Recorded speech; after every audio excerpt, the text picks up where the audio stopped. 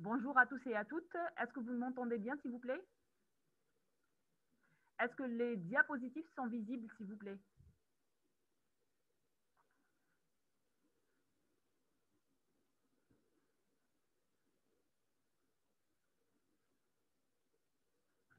Je vous remercie.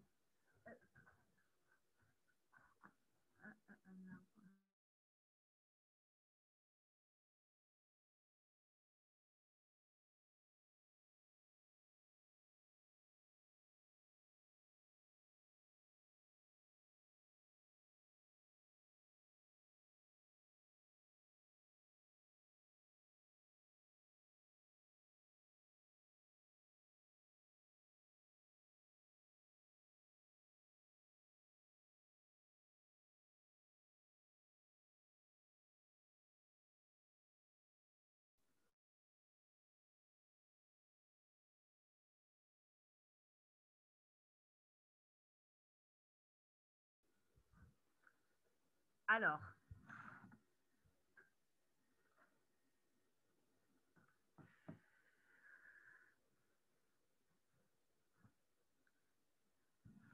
je vais vous présenter le cours TD, hémoculture.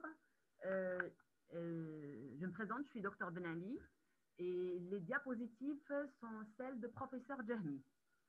En premier lieu, on va voir ensemble d'abord le plan qui est établi par les définitions, la définition de bactériémie, la définition de septicémie, la définition de l'hémoculture. Ça va être aussi les étiologies bactériennes, microbiennes responsables d'une hémoculture positive, le contexte et l'objectif d'une hémoculture, comment et quand prélever. Donc, on va prendre une bonne partie pour parler du prélèvement, donc l'étape qui est pré-analytique.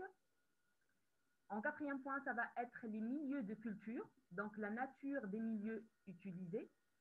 Cinquième point, ce sera les systèmes d'hémoculture, notamment les systèmes automatisés. Le sixième point, ça va être traitement des flacons au laboratoire. Donc, on va parler l'acheminement jusqu'au laboratoire, l'étiquetage, on va parler de la fiche de renseignement et par la suite, la pratique au niveau du laboratoire. Donc, la surveillance, le repiquage et la lecture. Et enfin, l'interprétation. Pour les objectifs du cours, d'abord, il faut savoir réaliser un prélèvement de qualité. C'est un prélèvement, donc c'est une étape pré-analytique réalisée au niveau des différents services. Par la suite, choisir des conditions de culture appropriées et interpréter les résultats en ayant connaissance, bien sûr, des étiologies microbiennes. Les prérequis, obligatoirement, vous devez connaître les cours de systématique des différentes bactéries. Donc, on commence, s'il vous plaît.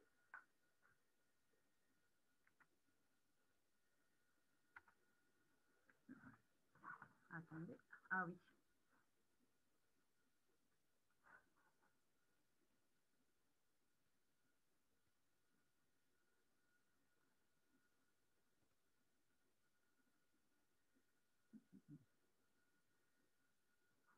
Donc, l'hémoculture est un examen important en bactériologie médicale.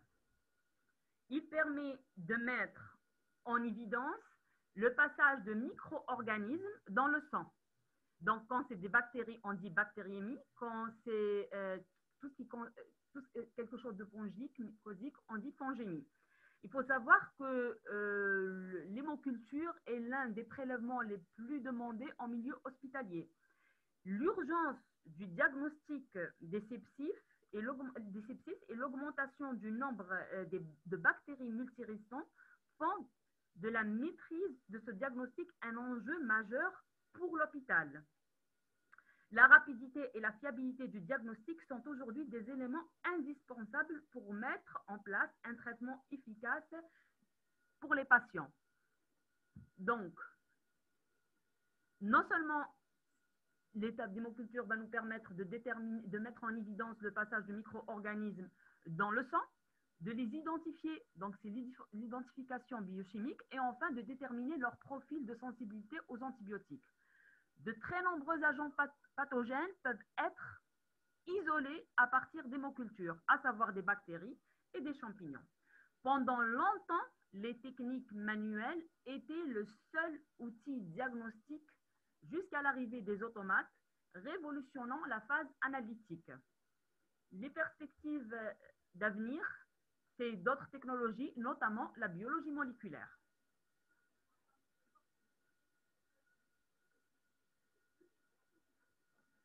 Donc, on passe à la définition de bactériémie. La bactériémie est la présence éphémère, je dirais transitoire, de bactéries dans la circulation sanguine. Les décharges bactériennes se font soit via le système lymphatique, soit directement dans le sang de façon passagère ou durable, s'accompagnant ou pas de symptômes cliniques. Le tableau clinique consiste souvent en un syndrome de réponse inflammatoire systémique associant deux des signes suivants: la fièvre, une hypotension, une tachycardie, une tachypnée, une leucopénie ou une hyperleucocytose. Donc, les définitions sont à apprendre et à maîtriser. Actuellement, on définit trois types de bactériémie. Transitoire, donc, qui est la décharge brève de bactéries dans le sang sans manifestation clinique et spontanément résolutive. Donc, ça va être une décharge de quelques minutes à quelques heures, survenant après irritation d'une muqueuse colonisée par une flore microbienne ou une manipulation de tissus infectés. Elle peut être spontanée, je vais vous donner l'exemple d'un brossage de dents ou une cours d'une digestion, ou provoquée par des gestes invasifs tels que des soins dentaires, une endoscopie digestive, la mise en place d'une sonde urinaire. Donc, ce sont des gestes invasifs. Tout ce qui est chirurgical, un dispositif intravasculaire, par exemple un cathéter. La bactériémie transitoire peut également survenir au début d'infections bactériennes aiguës telles qu'une pneumonie, une méningite, une arthrite septique ou encore une ostéomyélite aiguë. Les bactériémies transitoires sont généralement sans conséquences thérapeutiques puisqu'elles ne sont pas associées à un foyer de multiplication tissulaire. Pour la bactériémie continue, donc c'est une décharge continuelle qui se rencontre notamment lors d'endocardite ou en cas de brucellose ou de fièvre typhoïde. Elle s'observe dans la fièvre typhoparatyphoïdique, la brucellose, je viens de le dire, les endocardites. Le sang est continuellement inoculé par des germes. Donc, c'est une décharge continue, soit à partir d'un foyer ganglionnaire, l'exemple, c'est l'adénite mentérique dans la fièvre typhoïde, soit à partir de l'endocarde ou d'un autre foyer endovasculaire. Dans les bactériémies continues, il existe un foyer microbien qui libère des décharges de germes dans la circulation sanguine, soit via le système lymphatique, soit directement dans le sang. On passe aux bactériémies intermittentes. C'est des décharges bactériennes répétées à la suite d'infections diverses.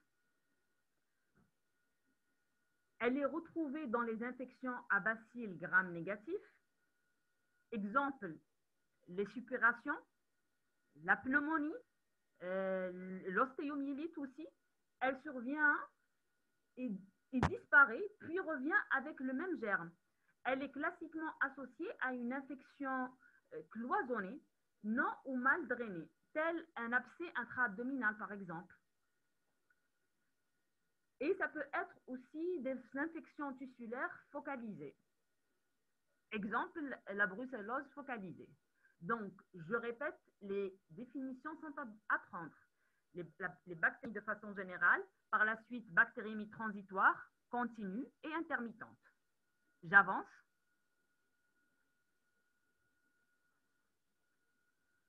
C'est lent, hein, ça ne veut pas passer.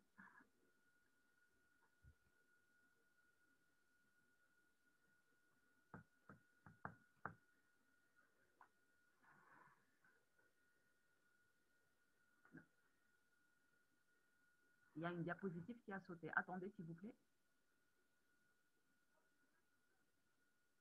Voilà. On passe aux septicémies, appelée aussi sepsis. Désigne une infection grave de l'organisme caractérisée par la présence de germes pathogènes dans le sang, les voies lymphatiques et les organes. Il existe différents types de septicémie. Donc, on a les septicémies d'origine thromboembolique, porte d'entrée muqueuse et tégumentaire. La porte d'entrée est généralement tégumentaire. Je vais vous donner un exemple simple que vous pouvez garder en tête. La manipulation, par exemple, d'un furoncle. Le germe, majoritairement, ça va être un Staphylococcus aureus. Il va se localiser dans une paroi d'une veine de voisinage.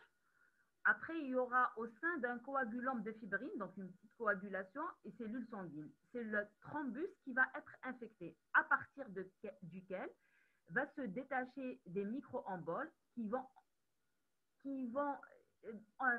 inonder massivement le sang et qui va induire des métastases septiques qui peuvent toucher les poumons, l'os, même le cerveau, disons les différents tissus.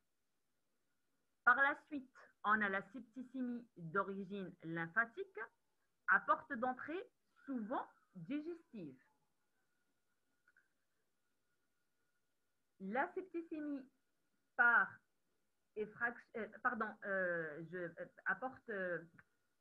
d'origine lymphatique à porte d'entrée digestive, au niveau de la lignère intestinale, il y a des bactéries pathogènes. Je vais prendre toujours un exemple, l'exemple Salmonella typhi, qui vont traverser la muqueuse intestinale sans provoquer de lésions, puis gagnent les ganglions mésentériques. On va avoir l'adénite mésentérique, foyer tissulaire primaire à partir duquel quelques bactéries peuvent gagner le sang par l'intermédiaire du canal thoracique. Et là, on va avoir une fièvre en plateau. Les bactéries restées au niveau des ganglions mésentériques sont lysées, d'où libération d'endotoxines. Et là, on va avoir un risque de choc endotoxinique. C'est pour ça, quand je vous ai dit les prérequis, la systématique bactérienne est importante parce que, par exemple, là, c'est la physiopathologie de la fièvre typhoïde. Donc, il faut revenir vers vos cours pour pouvoir un peu suivre. Septicémie par effraction, donc milieu extra-hospitalier, intervention dentaire sanglante, milieu hospitalier, chirurgie digestive, endoscopie. Ça, donc, elle va s'observer le plus souvent, j'allais vous dire, dans le cas de lésions cardiaques préexistantes, telles qu'une valvulopathie. Ça va être d'abord en faveur d'une bactériémie, puis le plus souvent d'origine qui peut être dentaire, ce qu'on vient de dire. Le germe arrive au cœur et adhère au sein d'un amas de fibrines et de plaquettes. On va avoir des végétations à la surface de l'endocarde lésé. On va avoir un agrégat de bactéries. À partir de cette végétation, les bactéries ainsi que les enzymes et toxines bactériennes sont continuellement relarguées dans le sang, ce qui va provoquer une fièvre permanente, bien que souvent, elle peut être peu élevée. La végétation peut se fragmenter en emboles, disséminant le germe dans l'organisme et obstruant des artères, ce qui va nous donner une complication infectieuse et vasculaire de l'endocardite infectieuse. Et enfin, on a la septicémie néonatale. Donc, la septicémie néonatale, l'agent microbien le plus souvent, ça va être Streptococcus agalactia, donc E. coli K1, Listeria monocytogenes. Ce sont les 3 germes responsables de septicémie néonatale. Elles vont passer dans le sang de l'enfant au moment du passage à travers la filière génitale, ou plus rarement par voie transplacentaire. Le plus souvent, ça va être par la filière génitale. Donc, vous avez la définition des bactériémies, vous avez les définitions de septicémie. On avance. Maintenant, on passe aux étiologies microbiennes.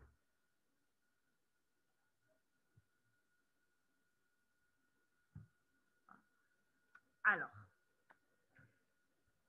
ça, c'est un tableau récapitulatif des étiologies microbiennes. Vous avez le groupe, le rôle et l'agent microbien. Le groupe, qu'est-ce que ça veut dire? C'est un agent pathogène spécifique, strict. Qu'est-ce que je veux dire par cela? Le diagnostic est indiscutable. Ça veut dire si j'ai un flacon d'hémoculture positif, ça va suffire pour poser le diagnostic. C'est clair? Donc, agent pathogène spécifique strict, il est indiscutable. Dès qu'on le retrouve dans un flacon d'hémoculture, on va poser le diagnostic. Quelles sont ces bactéries? Quels sont ces agents microbiens? D'abord, on va avoir Salmonella typhi, responsable de la fièvre typhoïde. Je viens de vous donner les différents exemples. Par la suite, Salmonella paratyphi, A, B, C. Donc, fièvre entérique ou fièvre paratyphoïdique. Brucella, responsable de brucellose. Hémophilus influenza qui peut être responsable d'otite, de méningite. Neisseria meningitidis, responsable de méningite. Campylobacter jejuni va induire des diarrhées et des avortements au sein des troupeaux, notamment des bovins et des moutons. C'est une infection intestinale, des entérites. Par la suite, on a le Streptococcus pneumoniae, pneumocoque, responsable d'otite, de sinusite, de méningite, de pneumonie. On a le Streptococcus bêta-hémolytique du groupe A et B, responsable d'infections néonatales, notamment de méningite aussi. Clostridium perfringens, qui est un bacille gram-positif, qui va produire une nécrotoxine, qui va induire des entérites nécrosantes, des gangrènes au niveau des plaies. La dernière bactérie, c'est Bacteroides fragilis. C'est un bacille gram négatif. Bien sûr, ce sont des anaérobies, donc on va les retrouver dans les suppurations d'anaérobies.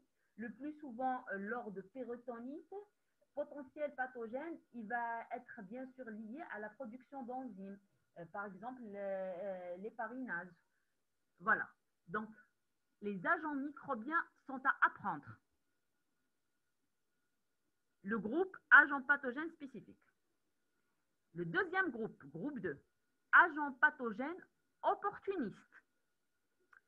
Qu'est-ce que cela veut dire?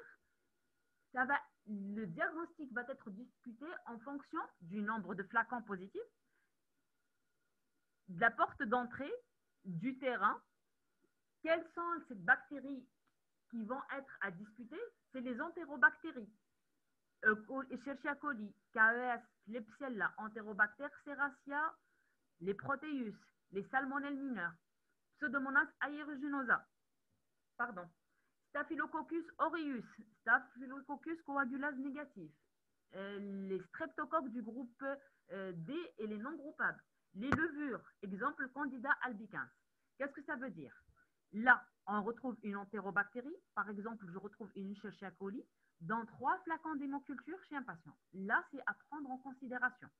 Si je le retrouve dans un seul flacon, il faut savoir le terrain, donc savoir dans quelles conditions il a été effectué ce prélèvement, l'état du malade, la porte d'entrée. C'est pour ça qu'on dit des agents pathogènes opportunistes. Le groupe 3, ça va être les agents commensaux ou saprophytes. Très discuté. Là, on va voir est-ce que la flore normale ou bien c'est de l'environnement. Est-ce que c'est un contaminant fréquent, oui ou non? Les bactéries, c'est l'Acinetobacter baumannii, Stenotrophomonas maltophilia, Corynebacterium spp, Bacillus spp, Propionibacterium acnes.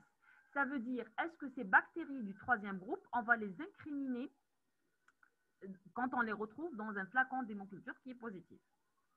J'espère que c'est clair. Les étiologies microbiennes sont à apprendre. Il y a 3 groupes. Je répète, groupe 1, agents pathogènes spécifiques, agents pathogènes stricts, indiscutables. Vous retrouvez l'une de ces bactéries. C'est à prendre en considération, même si c'est un seul flacon positif. Le groupe 2, agents pathogènes opportunistes, donc c'est à discuter selon le nombre de flacons positifs, selon l'état du patient, selon la porte d'entrée, notamment les entérobactéries, les staphylococcus de façon générale, pseudomonas, les streptococcus B, D et non groupables. Et le troisième groupe, agents commensaux ou saprophytes, très discuté. Donc, il faut avoir une série d'hémocultures positives, donc plusieurs flacons. Il faut savoir est-ce que la flore, elle est normale ou bien de l'environnement. Est-ce qu'il peut y avoir contamination pour pouvoir prendre en considération ces bactéries pour le diagnostic microbiologique. C'est clair, s'il vous plaît? J'avance.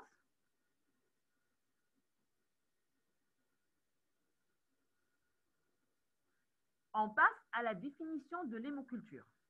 L'hémoculture consiste à mettre en culture du sang circulant qui est normalement stérile afin de pouvoir rapidement détecter et identifier l'agent infectieux responsable d'une bactériémie. L'échantillon de sang doit être prélevé aseptiquement et en quantité suffisante. Le délai de culture est souvent lent. Donc, c'est la mise en culture du sang, sachant que le sang est normalement stérile, donc il ne devrait pas y avoir de bactéries, afin de pouvoir rapidement détecter, identifier l'agent infectieux qui est responsable de cette bactérie. L'une des conditions principales, c'est avoir un bon prélèvement. Donc, l'échantillon de sang doit être prélevé aseptiquement et en quantité suffisante. Contexte et objectif. Toute fièvre d'origine indéterminée, surtout si elle est accompagnée de signes cliniques évocateurs d'infection, doit faire pratiquer des hémocultures. Selon le contexte clinique, les objectifs sont les suivants. Diagnostic étiologique de la bactériémie. Recherche du foyer originel, porte d'entrée. Choix de l'antibiothérapie. Suivi et surveillance de l'efficacité du traitement antibiotique. Voilà le contexte quand est-ce qu'on va faire une hémoculture et l'objectif de notre hémoculture. Troisième point, on passe au prélèvement. Donc, je sais que le prélèvement, c'est une étape préanalytique effectuée au niveau des différents services et réceptionnée, bien sûr, on réceptionne l'hémoculture au niveau du laboratoire de microbiologie. En milieu hospitalier, les hémocultures représentent le prélèvement le plus fréquemment prescrit. Le mode de prélèvement doit être réalisé après antisepsie rigoureuse. J'insiste, c'est important. Je vous ai dit, il faut garder en tête le tableau des étiologies. Donc, d'où l'antisepsie rigoureuse.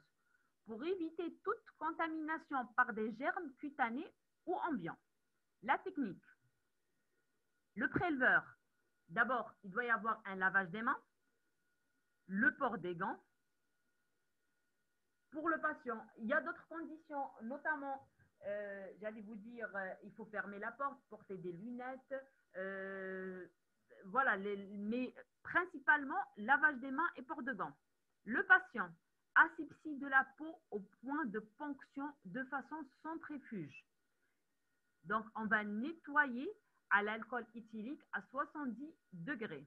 Donc, l'aide-soignant ou l'infirmier avec un produit iodé tel que polyvidone iodé. Attendez. Voilà. Donc, quand je dis centrifuge, du centre vers la périphérie.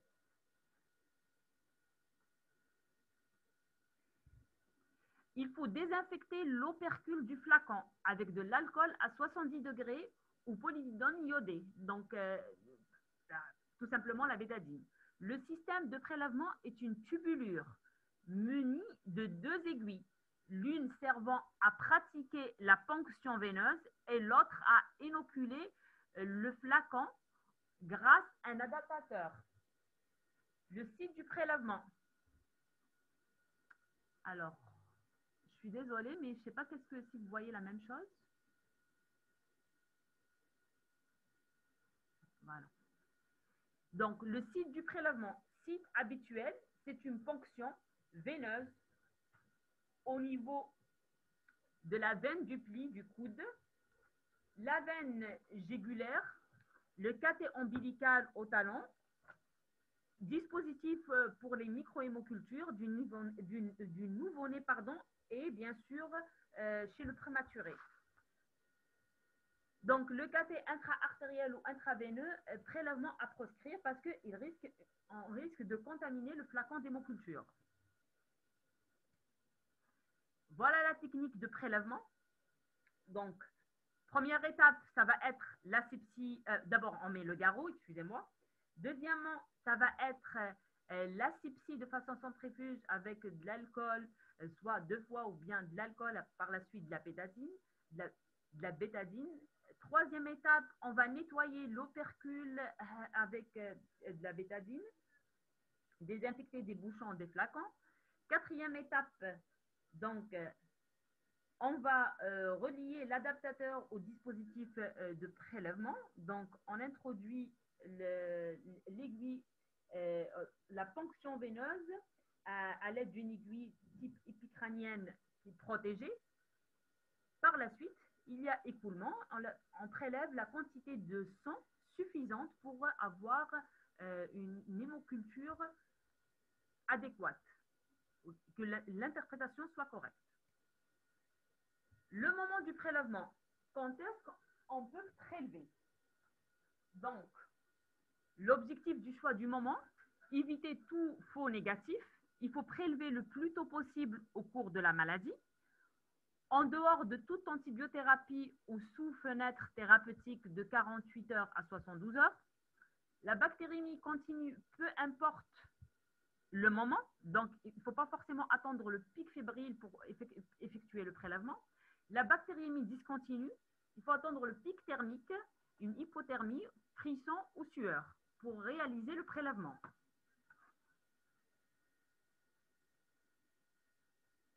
Le nombre de flacons. Quand on dit une hémoculture, cela veut dire 2 flacons. L'un anaérobie, l'autre aérobie. Je reviens toujours au prérequis, la systématique. Vous devez savoir les bactéries, est-ce qu'elles sont anaérobies ou bien aérobies. Bactériémie continue, ça va être 3 à 4 hémocultures sur 48 heures, espacées de 30 à 60 minutes. 6 antibiothérapie dans les 10 jours, faire 6 hémocultures supplémentaires pendant 3 jours. Donc, 2 par jour. Pour la bactériémie intermittente, ça va être 4 à 6 hémocultures en 48 heures, au moment du pic fébrile.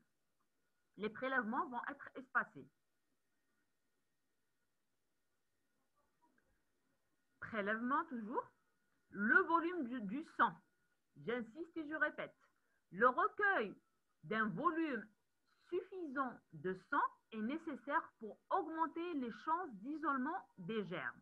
Mais un ratio sang-bouillon pour 1/10, voire 1/5 doit être respecté afin d'inactiver le pouvoir bactéricide du sérum et de diluer les antibiotiques éventuels. Chez l'adulte, 10 ml minimum, 20 ml idéalement, car densité bactérienne faible. Chez l'enfant, 5 ml, chez le nouveau-né et chez le nourrisson, ça va être de 1 à 2 ml, car densité bactérienne plus élevée. J'espère que c'est clair pour vous les conditions de prélèvement. On passe au milieu de culture. On ensemence 2 flacons pour chaque prélèvement. Un flacon aérobie et un flacon anaérobie. La nature des milieux utilisés. Actuellement, 3 milieux sont utilisés comme base. Donc, le milieu cœur-cervelle pour les flacons SASN dépourvus de charbon. Donc, ce sont les flacons spécifiques pour l'automate Bactalert. On a deuxième milieu streptocase soja pour les flacons FA et SN, donc aérobie, anaérobie, comportant du charbon, toujours automate Bactalert. On a les flacons BD automate Bactec ainsi que les flacons manuels Signal. Il faut savoir pour chaque automate, on a un type de flacon. Troisième type de milieu, bouillon à base de peptone pour les flacons manuels, exemple les molines, ainsi que les flacons Versa, Trek Redox, automate Versa Trek. Donc, je précise, chaque firme, elle a mis sur le marché ses automates et bien sûr, elle fournit avec les milieux de culture. J'avance. Tous ces milieux sont enrichis en nutriments et facteurs de croissance, vitamines, imines, hydrates de carbone, cystéine, pour permettre la culture des micro-organismes rencontrés en pathologie humaine. En Algérie, on utilise le bouillon citraté, aérobie, donc produit par l'Institut Pasteur d'Algérie. Il se présente sous forme de flacon de 250 ml avec 180 ml de bouillon citraté à 0,5%. Voilà des photos des différents types de flacons d'hémoculture. Donc, vous voyez, là, c'est flacon d'hémoline. C'est un biphasique. Il y a une gélose et un milieu liquide. Là, c'est Bactalert. Là, c'est Bactec. Là, il y a même, j'allais vous dire, l'opercule pour savoir la densité. Pardon? Flacon qui est manuel signal oxoïde qui est équipé d'un indicateur de croissance. Ce sont les différents flacons des différents automates des différentes firmes.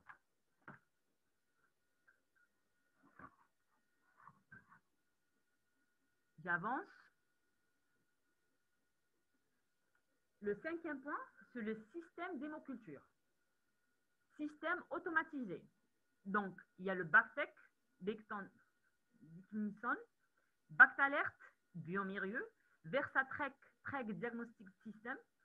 Ces automates assurent en continu et simultanément la surveillance, l'agitation et l'incubation de tous les flacons d'hémoculture introduits. Ils permettent de détecter plus facilement et plus rapidement la croissance bactérienne. Les lectures se font toutes les 10 minutes et la positivité d'un flacon est signalée par une alarme visuelle ou sonore. Donc, une incubation de 5 jours à 35 degrés sous agitation douce et suffisante.